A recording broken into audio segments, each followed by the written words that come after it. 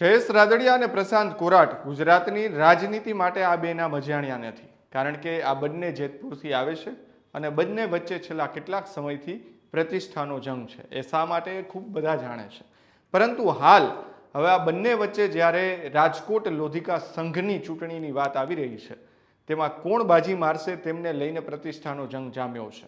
ત્યારે શું આખી ઘટના છે અને શા માટે દિલ્હી સુધી આ બાબતે ફોન પણ રણકાવવા પડ્યા છે, તેમની વિગતે ચર્ચા કરીએ. નમસ્કાર, હું મયુર, સ્વાગત છે આપનું સ્વરાજમાં.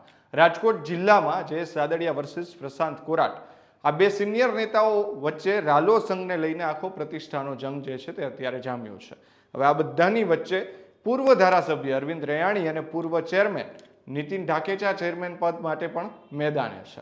રાજકોટમાં આગામી 8 સપ્ટેમ્બરના રોજ રાજકોટ લોધિકા ખરીદ વેચાણ સંઘની ચૂંટણી યોજનાર છે. આમ તો આ સંઘ 2 તાલુકા પૂરતો મર્યાદિત છે, પરંતુ સહકારી વિભાગની આ ચૂંટણીમાં રાજકીય રીતે ખૂબ જ મહત્વની માનવામાં આવી રહી છે. હવે આ વખતની ચૂંટણીમાં પણ આ સંઘની ચૂંટણી પ્રતિષ્ઠા સમાન બની છે. આ ચૂંટણીમાં ઉમેદવારોની પસંદગી અને ચેરમેન સુધીની નિમણૂક માટે એક તરફ જેતપુર જામકંડોળાના ધારાસભ્ય જયેશ રાદડિયા અને બીજી તરફ ભાજપના પ્રદેશ મહામંત્રી પ્રશાંત કોરાટ પણ પોતાના સમર્થકોને સોગઠા ગોઠવવામાં મથી રહ્યા છે. જયેશ રાદડિયા રાજકોટ જિલ્લા સહકારી બેંકના ચેરમેન છે. રાજકોટ જિલ્લાની સહકારી ક્ષેત્રમાં કોઈ પણ નિમણૂક હોય તેમાં હંમેશા રાદડિયાનો હાથ ઉપર રહ્યો છે, પરંતુ CR પાટીલ દ્વારા સહકારી ક્ષેત્રમાં મેન્ડેટની જાહેરાત કર્યા બાદ જયેશ રાદડિયાની પાંખો થોડા અંશે કપાઈ હોય તેવું લાગે છે, કારણ કે રાદડિયાના રાજકીય હરીફો પણ આ વાતનો લાભ લઈને રાદડિયાને પર નિશાન તાકી રહ્યા છે, જેમાં ભાજપના પ્રદેશ મહામંત્રી પ્રશાંત કોરાટ પણ બાકાત નથી. હવે કેમ બાકાત નથી એ તો બધા જાણે જ છે. આ વખતની ચૂંટણીમાં જયેશ રાદડિયાના સમર્થક ડિરેક્ટર પદના ઉમેદવારની સામે ચેરમેન પદ મેળવવા માટે પૂર્વ ધારાસભ્ય અરવિંદ રૈયાણી મેદાને ઉતર્યા છે. અરવિંદ રૈયાણીએ ડિરેક્ટર પદ માટે સેન્સ પ્રક્રિયા આપી છે. અરવિંદ રૈયાણીની નજર ચેરમેન પદ પર છે અને એટલા માટે તેઓ પોતાના સમર્થિત ડિરેક્ટરોને મેન્ડેટ મળે તે માટે પ્રયત્નશીલ છે. 2 દિવસ પહેલા સેન્સ લેવાઈ હતી. પાર્ટીના કાર્યકર્તાઓને મેન્ડેટ મળે તેવો પણ સૂર આ સેન્સ પ્રક્રિયામાં ઉઠ્યો હતો. હવે ભાજપ દ્વારા સહકારી વિભાગની ચૂંટણીમાં પણ સેન્સ પ્રક્રિયા લેવામાં આવી રહી છે. 2 દિવસ પહેલા જિલ્લા ભાજપ કાર્યાલય ખાતે નિરીક્ષકોની હાજરીમાં સેન્સ પ્રક્રિયા હાથ ધરવામાં આવી હતી, જેમાં એક સૂર એવો ઉઠ્યો હતો કે વર્તમાન ડિરેક્ટરો ભારતીય જનતા પાર્ટીના કાર્યક્રમોમાં હાજર રહેતા નથી, જેથી નવી નિમણૂક માટે જેને મેન્ડેટ આપવામાં આવે તે ડિરેક્ટરો ભાજપના કાર્યકર્તા હોય. જો આવું થાય તો કેટલાક નેતાઓ જેઓ સહકારી ક્ષેત્રે સક્રિય છે પરંતુ પાર્ટીમાં નિષ્ક્રિય છે તેના નામ કપાઈ જાય. સહકારી ક્ષેત્રમાં રાજકારણ ન હોવું જોઈએ તેવું જયેશ રાદડિયાનું માનવું છે, કારણ કે હમણાં તાજેતરની ઘટનાની પણ એક વાત કરીએ આપણે. સહકારી ક્ષેત્રમાં મેન્ડેટ આપવાની વાતનો અનેક સહકારી આગેવાનો વિરોધ કરી ચૂક્યા છે. તાજેતરમાં જ રાજકોટ ડેરીના એક કાર્યક્રમમાં જયેશ રાદડિયાનું ખૂબ જ સૂચક નિવેદન સામે આવ્યું હતું.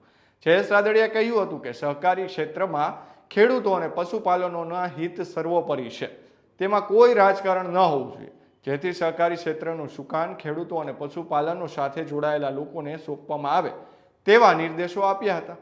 નીતિન ઢાકેચા જે ખૂબ જ ચર્ચામાં રહ્યા હતા અને શરૂઆતમાં એટલે કે ઘણા સમય પહેલા રાદડિયાના વિરુદ્ધમાં હતા, પરંતુ હવે અહીંયા કંઈક પાછા બદલાયા છે. નીતિન ઢાકેચા છે તે અત્યારે રાદડિયા જે જયેશ રાદડિયા છે તેમની તરફ ઝુકાવ જોવા મળી રહ્યો છે. એક સમયે જયેશ રાદડિયાના વિરોધી ગણાતા રાજકોટ લોધિકા સંઘના પૂર્વ ચેરમેન નીતિન ઢાકેચા હવે રાદડિયા જૂથમાં જોવા મળી રહ્યા છે. આ ખૂબ જ મોટી વાત છે. આ પદ માટે અરવિંદ રૈયાણીની સાથે નીતિન ઢાકેચા પણ પ્રયત્નશીલ છે. તેવા સમયે રૈયાણીને પ્રદેશ તરફથી પ્રશાંત કોરાટનો ટેકો મળી રહ્યો છે. શા માટે ન મળે? સામે પક્ષે જયેશભાઈ છે. બીજી તરફ નીતિન ઢાકેચા જયેશ રાદડિયાના ટેકે આગળ વધી રહ્યા છે. જયેશ રાદડિયાની સીધી રીતે આ રેસમાં નથી, પરંતુ પોતાનું સહકારી નેતૃત્વ અકબંધ રાખવા માટે રાદડિયા પણ રાજકીય લોબિંગ કરી રહ્યા છે. 2027 પહેલા પ્રશાંત કોરાટના રાજકીય સોગઠા ખૂબ સૂચક છે. પ્રશાંત કોરાટ અને જયેશ રાદડિયા બંને એક જ વિસ્તારમાંથી આવે છે. જે સીટ ઉપર જયેશ રાદડિયા ધારાસભ્ય છે તે સીટ ઉપર એક સમયે પ્રશાંત કોરાટના પિતા એટલે કે સૌજીભાઈ કોરાટ અને માતા એટલે કે જસુમતીબેન બંને ધારાસભ્યો હતા. અને જોકે નવા સમીકરણોને કારણે કોરાટ પરિવારની ગણાતી આ સીટ પર જયેશ રાદડિયાએ પ્રભુત્વ જમાવ્યું છે. જોકે પ્રશાંત કોરાટને ભાજપે સમયાંતરે સંગઠનમાં સ્થાન આપ્યું જ છે. હાલમાં પ્રશાંત કોરાટ સંગઠનના મહત્વના હોદ્દા પર છે. જેથી તેઓ રાજકોટ જિલ્લામાં થતી રાજકીય ગતિવિધિઓમાં પોતાની દખલગીરી બેખૂબી દર્શાવી રહ્યા છે. આ દખલગીરીના કારણે રાદડિયાનું સહકારી ક્ષેત્રમાં પકડ ઓછી થાય અને પ્રશાંત કોરાટનું વર્ચસ્વ વધે. વર્ષ 2027ની ચૂંટણી નજીક છે. જો સહકારી ક્ષેત્રમાં રાદડિયાની પકડ તૂટે તો તેને રાજકીય રીતે ડેમેજ થાય અને જો પ્રશાંત કોરાટ હાથ ઉપર રહે તો પ્રશાંત કોરાટનું જિલ્લામાં વર્ચસ્વ વધે. ત્યારે વિધાનસભાની ચૂંટણી પહેલા બંને નેતાઓએ આ ચૂંટણીનો પ્રતિષ્ઠાનો જંગ બનાવ્યો હોય તેવું લાગી રહ્યું છે. બંને બાહુબલી નેતાઓ પોતાનું એડી ચોટીનું જોર લગાવી રહ્યા છે. આવી સામાન્ય ચૂંટણીમાં પણ દિલ્હી સુધી ફોન રણક્યા છે. ત્યારે ચૂંટણીના મેદાનમાં ભાજપ મેન્ડેટ કોને મળે છે તેના પર સૌની નજર રહેવાની છે. પરંતુ સૌથી મહત્વની વાત એ છે કે હવે રાજકોટ લોધિકા ખરીદ વેચાણ સંઘની અંદર પ્રશાંત કોરાટની એન્ટ્રી થઈ છે. એટલે ક્યાંક ને ક્યાંક હવે આવનાર દિવસોની અંદર, આમ તો મહામંત્રી છે ત્યારે હવે એ પણ જોવું રહેશે કે જયેશ રાદડિયાનું અહીંયા પલડું ભારે રહે છે કે પ્રશાંત કોરાટ બાજી મારી જાય છે. આવા જ વધુ અપડેટ્સ માટે અમારી સ્વરાજ ચેનલને સબસ્ક્રાઇબ કરવાનું ભૂલશો નહીં. ધન્યવાદ.